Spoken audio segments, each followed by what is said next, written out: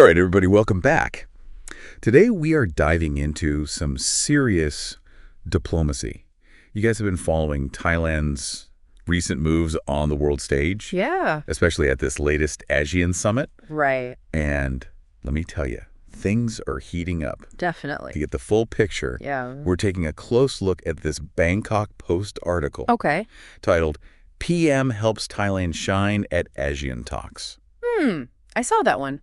It paints a fascinating picture of a country really stepping into the global spotlight. Yeah. Now, I don't know about you, but when I think international diplomacy, I usually picture, I don't know, a lot of handshakes and, Right. formal dinners. Sure. But Thailand's Prime Minister, Paetongtarn Shinawatra, took a much more hands-on approach at this Asean summit. Yeah, you're right. It's not just about showing up. It's about showing up prepared. And the article highlights over 20 meetings Wow. Paetongtarn held with various world leaders. Yeah. This was a strategic use of her time, signaling that Thailand is ready to be a major player For sure. in the international arena. Yeah, we're talking FaceTime with world leaders across the board here. And they weren't just exchanging pleasantries. Yeah. The article mentions discussions on everything from tourism and regional connectivity to heavier topics like water management, food security, and that very intriguing concept of soft power. Yeah. And for those of you who might not be, diplomacy buffs, Sure. can you give us a quick breakdown of what soft power actually means? Yeah, so imagine a country influencing the world not through military force or economic pressure, but through its culture, its values, its overall attractiveness. Okay. Think of the global obsession with K-pop from South Korea. Right. Or how Japan is synonymous with high-quality technology. Yeah. That's soft power in action. So it's about winning hearts and minds, Yes. not winning arguments or wars. Precisely. And this is where Thailand's strategy gets really interesting. Okay. They're not just relying on, their beautiful beaches and their delicious food. Which those certainly don't hurt. Which certainly don't hurt. No, but the article specifically mentions Thailand's new creative culture agency. Oh, okay. Yeah. Which makes perfect sense. Right. Thailand is already a cultural powerhouse. Huge. The food, the music, the arts. For sure. This new agency seems like their way of strategically leveraging that cultural influence on a global scale. Absolutely. And there's already buzz around this. Okay. The article mentions that the South Korean president was particularly interested in Thailand's new agency. Really? Now, if we consider that South Korea is a global leader in soft power. Right, with K-pop and everything. Yeah, especially with their entertainment industry. Right. This interest could signal some really interesting collaborations down the line. It's like they're looking at the K-pop playbook and thinking, right, we can do that too, but with Thai flair. Exactly. And it goes beyond just culture. The article also mentions Paetongtarn's meeting with the founder of the World Economic Forum, who extended an invitation to Davos. That's not just an open door. No. That's a VIP invitation to the big leagues of economic discussion. Absolutely. An invitation to Davos suggests that the world is taking note of Thailand's economic potential. Yeah. Especially in key areas like infrastructure development and food security, as the article mentions. Okay. It's about being seen as a reliable and innovative partner on the global economic stage. Wow. So as if hobnobbing with global economic leaders wasn't enough. Right. Paetongtarn also received a shout-out from Canada's Prime Minister for Thailand's progress on marriage equality. Oh, wow.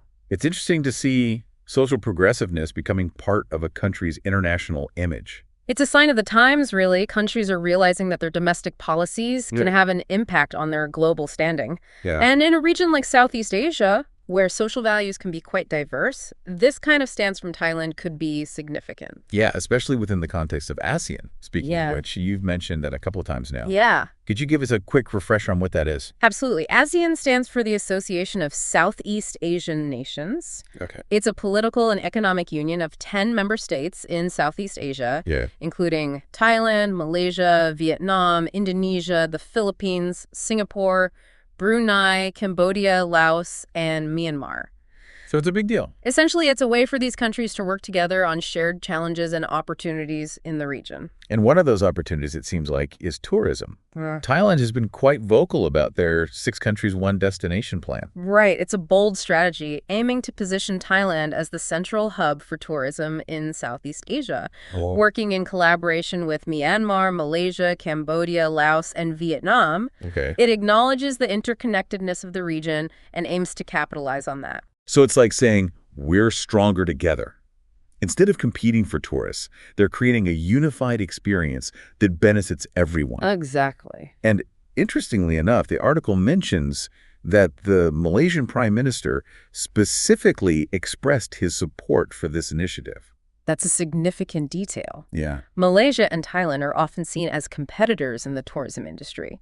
So this collaboration hints at a potential shift in regional dynamics. Interesting. It shows a willingness to put aside rivalry for the sake of mutual benefit. Which, when you think about it, is really what ASEAN is all about, right? Exactly. And that brings us back to Thailand's overarching strategy at this summit. It's about positioning themselves as not just a participant, but a leader, a facilitator, a bridge builder within ASEAN. I like where you're going with this bridge builder idea, but before we unpack that further, let's jump back to a few more intriguing details from the article. Particularly Thailand's relationship with China. This golden year of friendship celebration in 2025. Sounds like a pretty big deal. It is significant. Yeah. This celebration goes beyond mere festivities. It's a strategic move to deepen ties with a global powerhouse. China's economic and political influence, not just within Asia, but on the world stage, can't be overstated. For Thailand to nurture this relationship is a strategic decision with potentially huge implications for their future. It makes you wonder what they have planned for this golden year. Yeah. But we'll get to that in a bit. For now, let's delve deeper into this whole bridge builder concept and what it means for Thailand's place in the world. So you're saying that on top of all this activity within ASEAN, Thailand is also positioning itself as this key link between the region and global heavyweights, China and the U.S. Exactly. The article specifically mentioned the U.S. Secretary of State praising Thailand's role as a bridge builder. To understand why this is so crucial, we need to look at the bigger picture of what's happening geopolitically. Southeast Asia is becoming increasingly important on the world stage, strategically, economically, and it's also a region navigating some complex relationships. I can see where things could get tricky. On one hand, you have the growing influence of China. On the other, you have the U.S., which has its own history and alliances in the region. For sure. So where does that leave Thailand? It puts them in a delicate position, but also one with a lot of potential upside. Think of it this way. In a world that sometimes feels increasingly divided, countries like Thailand, who can maintain strong relationships with everyone, become incredibly valuable. They become facilitators of dialogue, mediators, even... They're like the Switzerland of Southeast Asia, but with even higher stakes, because they're also a major player in the region themselves. That's a great way to put it, and this is where Thailand's long history of diplomacy and their deep understanding of the region's complexities comes into play. It's like they have this inherent ability to speak everyone's language, both literally and figuratively. Precisely, and that skill set is becoming increasingly valuable in today's world. Now, this doesn't mean it's always smooth sailing.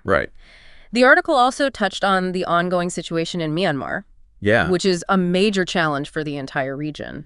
And Thailand, with its shared border with Myanmar, is in a particularly sensitive position. Exactly. Any role they play in trying to help restore peace and stability in Myanmar will require that careful diplomacy and bridge building we've been talking about. It's a lot of responsibility. It is. And a lot of pressure. Absolutely. But it also speaks to the level of trust Thailand has cultivated within ASEAN and beyond.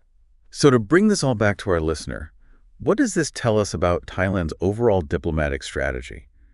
It seems like they're not just reacting to events, they're actively shaping them. That's a great observation and a key takeaway from this deep dive. Thailand is being proactive in its diplomacy, seeking out opportunities to strengthen its relationships, and strategically positioning itself as a vital partner on the world stage. It's almost like they're treating diplomacy like a business, but instead of selling products, they're selling partnerships, collaborations, and their own unique vision for the region and the world. And like any good business, they're diversifying their portfolio. Okay. They're nurturing their relationship with China through this upcoming Golden Year of Friendship celebration, Right. while also maintaining strong ties with the U.S. and other Western powers. Speaking of which, let's circle back to that Golden Year celebration with China in 2025. Yeah. The article hinted at this being a significant economic event. It is? What can you tell us about that? Well, for one, it highlights just how important a healthy relationship with China is to Thailand's overall strategy. While the article focused mostly on diplomatic talks during the ASEAN summit, Right. economic ties are likely to be front and center during this golden year. Okay. We're talking potential trade deals, infrastructure projects, increased investment. Wow. These are things that could have a very real impact on Thailand's economic future. It's a fascinating example of how these big diplomatic events like this ASEAN summit often serve as a springboard for more concrete agreements down the line. Absolutely. But beyond the economics, this golden year seems symbolic as well when you see it. Absolutely. Yeah. The choice of language, the emphasis on friendship amidst a complex geopolitical landscape speaks volumes. Right. It's a way for both countries to signal their commitment to a strong bilateral relationship, Okay. regardless of external pressures or potential points of friction. It really highlights the multifaceted nature of diplomacy, doesn't it? Yeah. It's not just about political agreements or trade deals. Right. It's about cultivating these deeper relationships, these bonds of understanding and shared purpose. Exactly. And that brings us back to the key theme of this entire deep dive,